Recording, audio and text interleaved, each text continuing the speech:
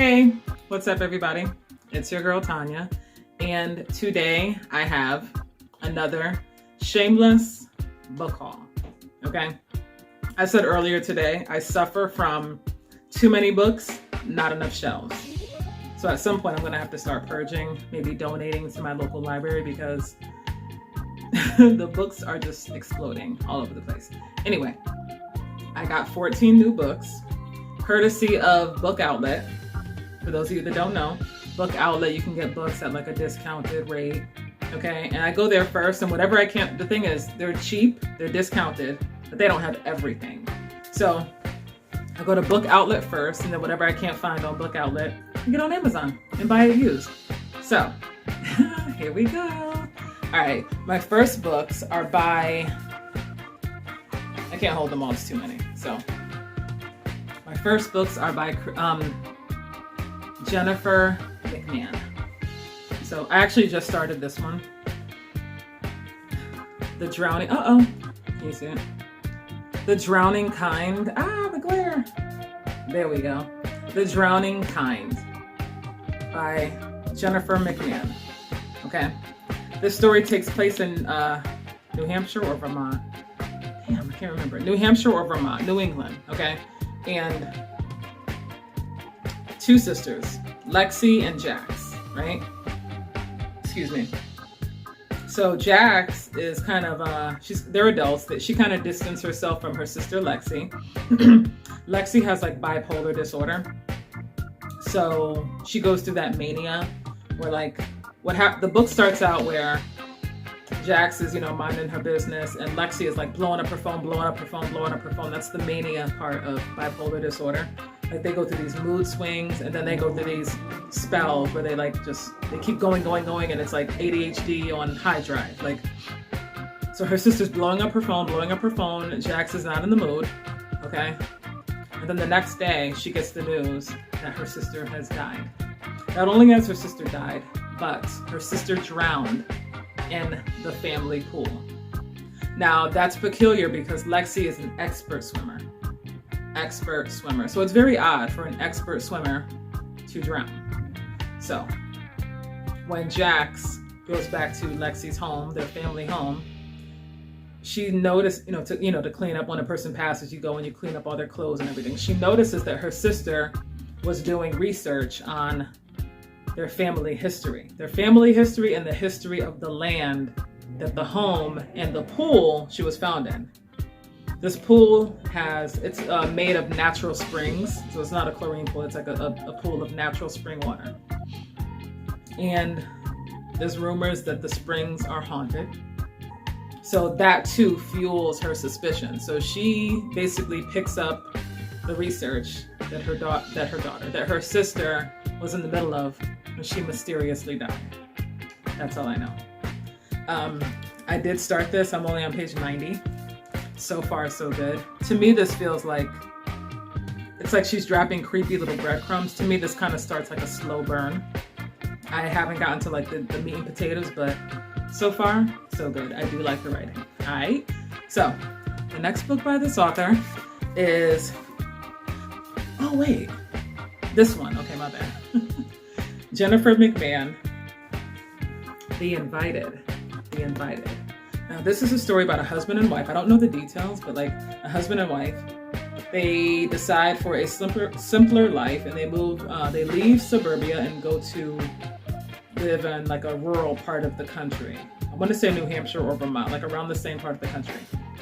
And the house that they built is actually very, very haunted. I don't really know more details. Oh, it is in the woods of Vermont. Okay. So anyway, I don't know the details. I just know the house they built is super haunted. And I've heard good things. I can't really speak on it because that's all I know. But we're going to move on. The next book, and this is not by the same author. This is by Camilla Stern. The Lost Village. Can you see? The Lost Village by Camilla Stern.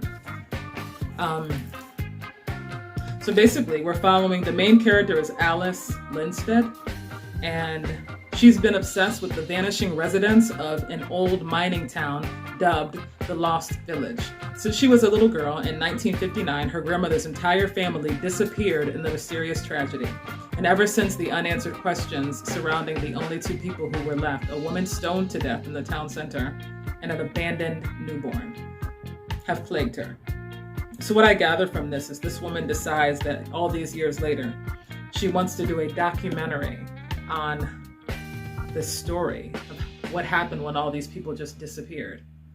And I heard someone describe this as the Blair Witch Project meets, what did they say? The Blair Witch Project meets like Roanoke or something like that.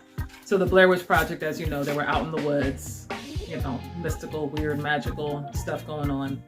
But I find it weird when a whole town just up and disappears. It kind of reminds me of that story of Roanoke. When the settlers back in the day, they were on the Roanoke. It was a small town on the coast of Virginia, and the winter was going really rough. So some of the men decided that they were going to go back to England and get more supplies and bring back help because they were struggling. You know, they were running out of food. Shit was going bad. And when those men come back a year later, the whole town is gone. The whole town has disappeared. So this kind of reminds me of that. I'm looking forward to it. That's my jam. Creepy disappearances, hauntings and stuff. That's my jam. Okay. So the next book is by E. Latimer, The Witches of Ash and Ruin. Can you see it? This is about 17-year-old Dana Walsh is struggling to cope with her somatic OCD, the aftermath of being outed as a bisexual in her conservative Irish town, and the return of her long-absent mother, who barely seems like a parent. But all that really matters to her is ascending and finally becoming a full witch. Plans that are complicated when another coven, rumored to have a sordid history with black magic, arrives in town with premonitions of death. Dana immediately finds herself at odds with the bewitchingly frustrating Minor King, the granddaughter of the coven leader. And then a witch turns up murdered at a local sacred site, along with the blood symbol of the Butcher of Manchester, an infamous serial killer whose trail has long gone cold. The killer's motives are enmeshed in a complex web of witches and gods. And Dana and Meaner soon find themselves at the center of it all. If they don't stop the butcher, one of them will be next. Okay. I'm here for it. And I don't even think I ever read the synopsis. I think I saw someone else's book review, and I like witchy stuff. So that was enough for me. So my next book is The Passengers by John Mars. He was the author of What Lies Between Us, the book I talked so much about. Okay, I made so many videos about what lies between us because I don't think I've ever read that level of maliciousness and craziness. So in my Facebook groups, many people were like, you gotta read The Passengers. You gotta read The Passengers. So I found it on Book Outlet Combo. It was only a couple of dollars. So I was like, okay. So this is basically people, 8 different people that are locked inside of a self-driving car and they have no control. Okay, so imagine getting in a self-driving car, and it's all different people. They don't know each other, different walks of life. And let me see. Just as self-driving cars are becoming the trusted, safer norm, 8 people find themselves in this terrifying situation, including a faded TV star, a pregnant young woman, an abused wife, fleeing her husband, an immigrant, a husband and wife, and a suicidal man. From cameras hidden in their cars, their panic is broadcast to millions of people around the world. But the public will show their true colors when they are asked, which one of these people should we save and who should we kill first? Kind of reminds me of Death Race. But how are you gonna vote on who to kill? Anyway, it sounded interesting. I mean, since we're reading dark and twisted shit, why not, right? Okay, the next one is Gilly McMillan, I Know You Know. 20 years ago, 11-year-olds Charlie Page and Scott Ashby were murdered in the city of Bristol, their bodies dumped near a dog racing track. A man was convicted of the brutal crime, but decades later, questions still linger. For as long as he can remember, filmmaker Cody Swift has been haunted by the deaths of his childhood best friends. The loose ends of the police investigation consume him so much that he decides to return to Bristol in search of answers, hoping to uncover new evidence and to encourage those who may be keeping long-buried secrets to speak up. Cody starts a podcast to record his findings, but there are many people who don't want the case, along with old wounds, reopened so many years after the tragedy, especially Charlie's mother, Jess, who decides to take matters into her own hands. Okay, I'm here for it. Moving on. Okay, so I've heard so much about this, right? What's her name? The Push by Ashley Audrain. All on BookTube and all on my book groups that I follow on Facebook. Everybody and their mother is talking about The Push. And basically from what I get, this woman has a baby. She gives birth to a daughter. And it talks a lot about postpartum depression. For some reason, she cannot bond with, that's Scout acting a fool because the door is closed, but she cannot bond with this child. Her and this child are not bonding. It is not working. And I think it gets very dark. So it's like a complicated relationship between a mother and daughter. And that's all I know. That's all I need to know. I'm interested. So moving on. The Hunger by Alma Katsu. Okay. Now this is the story of, it says deeply, deeply disturbing by Stephen King. And if Stephen King says it's disturbing, it's fucking disturbing. Shit, he's disturbing. I mean, his books, I mean. Let's see. Evil is invisible and it is everywhere. That is the only way to explain the series of misfortunes that have plagued the wagon train known as the Donner Party. Depleted rations, bitter quarrels, and the mysterious death of a little boy have driven the isolated travelers to the brink of madness. Though they dream of what awaits them in the West, long buried secrets begin to emerge, and dissent among them escalates to the point of murder and chaos. As members of the group begin to disappear, the survivors start to wonder if there really is something disturbing and hungry waiting for them in the mountains, and whether the evil that has unfolded around them may have in fact been growing within them all along. You know what? This sounds good to me. And speaking of Stephen King, there's one thing that he says in The Shining. How, what did he say?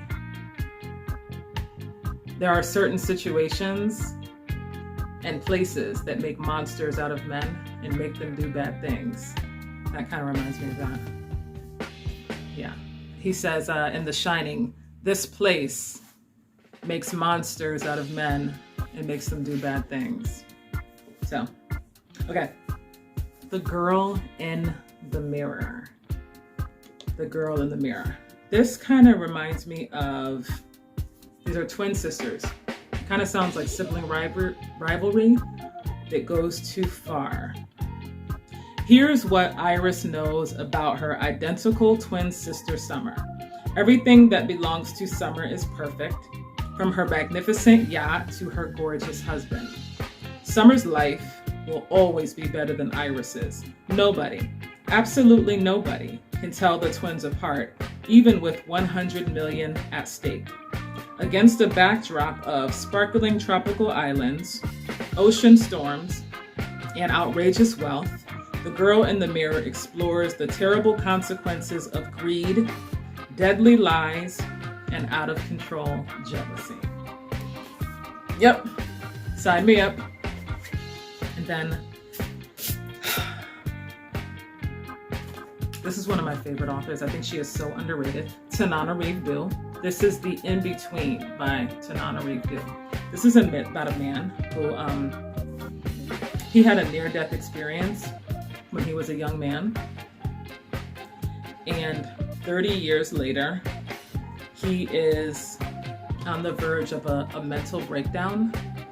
And it gets so bad, this is all I know, it gets so bad that he begins to wonder, is this breakdown mental or is there something else going on around him? Because you know how like sometimes when people have near-death experiences, they're not the same when they come back.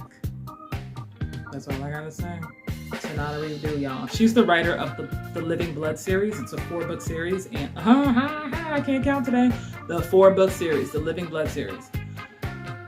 If you haven't read it, I really recommend it. I think Tanana Redo, that's her name, Tanana Redo. I think she is such a great writer. She wrote The Good House, Joplin's Ghost, and of course, she is most known for the Living Blood series.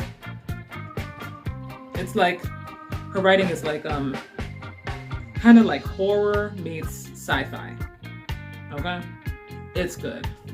But I'm not gonna get into that because we still got 4 more books to go. Okay, I've heard so much. These books are really popular. No, 3 books, my bad. Everybody's talking about Bath House.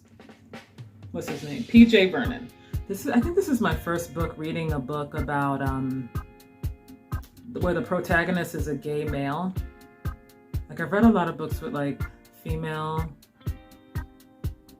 I don't know, but this is my first time reading like a book about where the main character is like a gay male, and I mean I love it. I'm like, you know what, I need to mix it up a little bit. You know, let's get off the creepy snow-covered mountain of crazy isolated craziness, and let's just do something different. So this is about a guy. Let me just get his name. Oliver Park is a recovering addict, getting his life together, and he starts a relationship with a guy who's a little older than him, and he's a doctor, so he's like really well off financially, and their relationship is going well. It's going pretty good. So one day Oliver decides that he is going, there's a local bathhouse where gay men hook up and do things, okay? So he's in a relationship with this great guy. He ain't got no business at this bathhouse, but I guess one day he just decides to do what he gonna do. So he goes to this bathhouse and he goes into a private room with a stranger. From what I understand, he barely escapes with his life. Okay?